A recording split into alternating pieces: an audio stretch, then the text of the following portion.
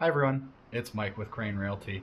We're at the start of a new month here in May, so we're going to take a look at last month's inventory regarding new listings that hit the market here in the Rochester and Finger Lakes area. Now this information is really supposed to be helpful to yourself, whether you're a buyer or a seller, as it's really going to provide as real time as we can, providing you with information and a good sense of where the market is at. Focusing on supply and demand, obviously if the supply has gone up and let's say if the demand is down, well, that might mean that the lead time for a listing might be drawn out a little bit more. It might mean that prices might be adjusted and brought down. On the flip side to that, if there's a rather big surplus of buyers and fewer properties on the market, well, that'll drive up competition, that'll drive up the price. So let's actually take a look at some real hard-hitting numbers here and get right into it for the last month in April. So we're going to be taking a look at Ontario County, and we're going to have a view of the last 10 years just to give a sense of a time frame of, a window of time, last 10 years, what that looks like exactly.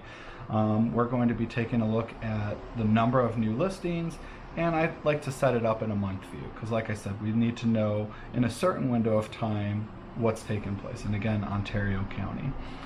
So I'll click chart right here, and just to kind of give a sense of what that looks like if you were to try to put it to a graph. You could see the low points, usually that's on the backswing of the market, the holiday season, December and so on, and when we really peak hitting that summertime, right? A lot of inventory. Usually it's a larger flux of buyers as well. Looking at data, we can actually see some actual numbers here dating from 2012 all the way to 2017 in this frame. You can see April right here, almost 200 for 2012. Actually 325 in 2013, which was kind of our high mark there, and then down to a little over 200 for 2017. So let's scroll down and see what it looks like for this year. 217 was our last inventory number, so you could see right here for this year, January 144, February. We took a rather big dip actually in February, and I think that kind of kicked us off in a really, for buyers, a very aggressive way, as there just wasn't a whole lot of inventory. So this means if you were looking in Ontario County in the month of February, there was brand new listings from $0 all the way up to the moon. 107 listings to take a look at. Obviously with your search criteria, it probably brought it down. So it made things very competitive. The month of March actually came close to doubling that amount of inventory. And then for April, 217. So I thought we were at a stronger pace for the month of April as it began. I saw a really big uptick. We were starting to get some warmer weather. I thought for some listing or some sellers for their listings, they were getting out, they were doing some landscaping and excited to get their properties out. Holidays is a bit of a weird thing. Sometimes when we approach holidays, it just means it's an opportunity for people that have time off to get really serious about their home search, or whether it means that they're actually going to list their home because they have the time or the flexibility to do that with school breaks or this and that. It seemed like we got kind of the opposite with that. I think there was a little bit of burnout, people getting fatigued, and frankly just wanting to take a break, whether it was the number of different clients I'm working with, buyers and sellers, or even different lead sources. The phone was a bit quieter around that Easter holiday time.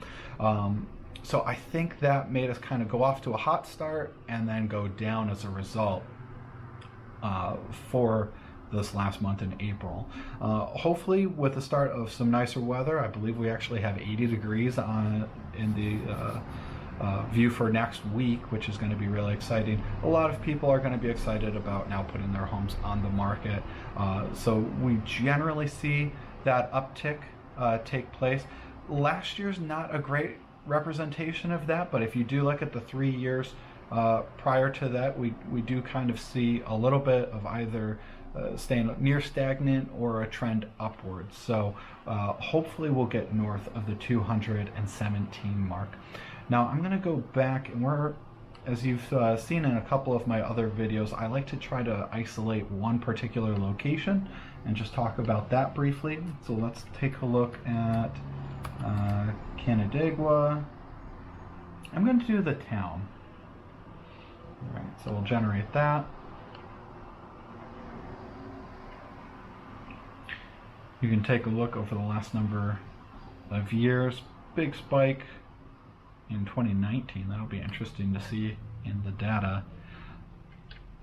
So April, usually hovering around 30 new listings each month. Scrolling down, you can see during the COVID era, town of Canandaigua typically producing around high teens and 20s each month, particularly when we get into the late spring and summertime.